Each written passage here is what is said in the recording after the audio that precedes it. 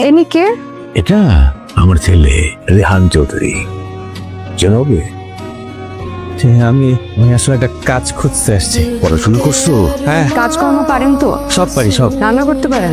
না, ঘর পরিষ্কার, কাপড় কাচা, বাজার সদায় বিল দেয়া? এগুলা ছাড়া সব পারবো। আর কোনো কাজ বাকি থাকে করতো। কালকে থেকে আপনি আমার পার্সোনাল অ্যাসিস্ট্যান্ট হিসেবে কাজ করবেন। আগে কাজ শিখবেন, তারপর বেতন। ডান ডিল, ঠিক আছে, আমি রাজি।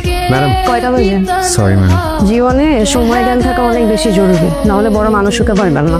ম্যাডাম, আমাকে ম্যাডাম ডাকবেন না, কি ডাকবো? আপু ডাকতে পারেন। আচ্ছা, না আপু না ডাকি, মানে আমি আপনার নিচে কর্মরত তাকে দেখলে এটা ম্যাডাম ম্যাডাম ফিল হয়। ধরেন এই দেয়ালটা খুব ভালো করে পরিষ্কার করবেন, জলদি।